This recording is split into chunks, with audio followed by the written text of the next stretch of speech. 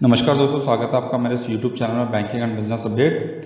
दोस्तों, आज के इस वीडियो में हम बात करेंगे कोविड-19 रेगुलेटरी पैकेज, जिसे लोन मोरेटोरियम फैसिलिटी भी बोला जा सकता है। दोस्तों, जैसा कि आपको मालूम है कि मार्च 27, 2020 को आरबीआई ने इस पैकेज की अनाउंसमेंट की थी, जिसके अंदर दोस्तों बैंक जो बोरोवर्स थे उनको एक फैसिलिटी दी गई थी कि वो मार्च 1, 2020 से लेकर 31 मार्च 2020 तक उनको ईएमआई पे करने की ज़रूरत नहीं है। उनका ये जो टेन्योर है वो मोरेटोरियम पीरियड के अंदर कैटेगराइज्ड हो जाएगा।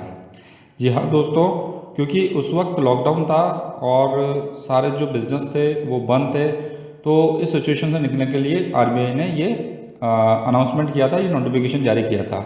जैसा कि आपकी स्क्रीन पे आपको दिख ही रहा है, ये आरबीआई का सर्कुलर है। अंदर उन्होंने लिखा है कि all banks are permitted to grant a moratorium of 3 months on payment of all instalment falling due between March 1, 2020 and May 31, 2020।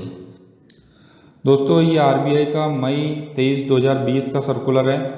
इस सर्कुलर के जरिए दोस्तों उन्होंने जो मोरेटोरियम ग्रांट किया था उसको आगे फर्दर एक्सटेंड कर दिया फ्रॉम जून टू 31 अगस्त 2020।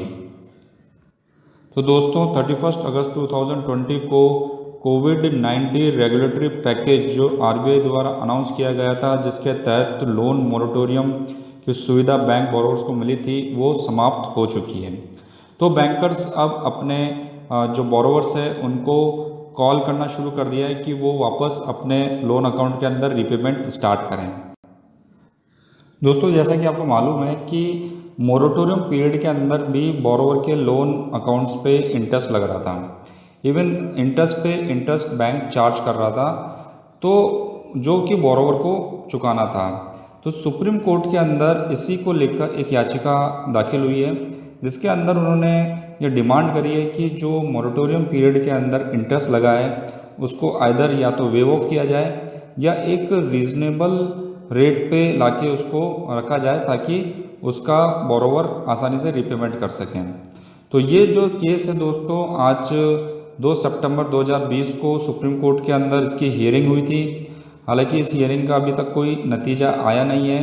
जो इसकी दूसरी हियरिंग होगी वो 2 बजे सितंबर 3 को होगी। जी हाँ दोस्तों, ये हियरिंग अभी कंटिन्यू है, कोर्ट के अंदर मैटर पेंडिंग है। तो सुप्रीम कोर्ट का क्या जस्टिस होगा ये तो आने वाला वक्त ही बताएगा दोस्तों। लेकिन ये जो सिचुएशन अभी बन रही है बैंकर्स, आरबीआई, कस्टमर के बीच के अंदर, तो ये एक डेडलॉक वाली सिचुएशन बन रही है दोस्तों। जैसा कि अगर हम बैंक के पॉइंट ऑफ व्यू से बात करें दोस्तों, तो एक तरफ तो देखो जो इंटरेस्ट है वो one of the major source of income है बैंक के लिए। जी हाँ दोस्तों, आपने पहले ही 6 मंथ का मॉरेटोरियम दे दिया है, यानी कि उसके अंदर बहुत सारे जो कस्टमर्स हैं, बोरोवर्स हैं, उन्होंने अपना इंटरेस्ट पे नहीं करा है, ईएमआई नहीं चुकाया है। तो एक जो इनकम का सोर्स है बैंक का वो एक रुक गया है वहाँ पे।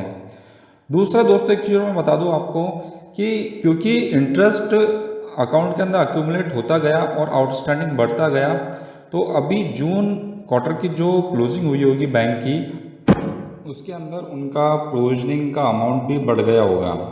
जी हाँ दोस्तों, मैं आपको बता दूं, चाहे अकाउंट स्टैंडर्ड ही क्यों ना हो, लेकिन कुछ पोर्शन आपको प्रोविजनिंग उस अकाउंट की करनी ही पड़ती है।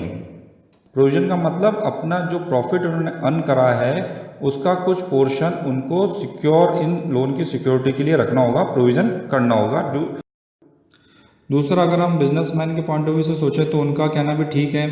अभी सिचुएशन स्टेबल हुई नहीं है मार्केट में, अभी उतना लेन देन नहीं हो रहा है कि वो अपना नेट प्रॉफिट निकाल के और ईएमआई पे कर सकें। तो यहाँ पे देखो दोस्तों कि ये एक इंटर डिपेंडेंसी सिचुएशन बन गई है। बैंकर्स कस्टमर पे, कस्टमर बैंकर्स पे डिपेंडेंट है, बीच में आरबीआई को अपना रोल प्ले करना है, गवर्नमेंट को अपना रोल प्ले करना है। तो ये तो आने वाला वक्त ही बताएगा दोस्तों कि क्या तो सुप्रीम कोर्ट का जजमेंट रहता है और क्या गवर्नमेंट की पॉलिसीज़ रहती है, आरबीआई की पॉलिसीज़ रहती है, और किस तरह से वो इस डेडलॉक वाली सिचुएशन से निकलते हैं। लेकिन अगर आपको इसी तरह की जानकारी चाहिए, इसी तरह की जानकारियों से आप अप टू डेट रहना चाहते हैं, तो आज ही मेरा इस यूट्यूब चैनल को सब्सक्राइब कीजिए।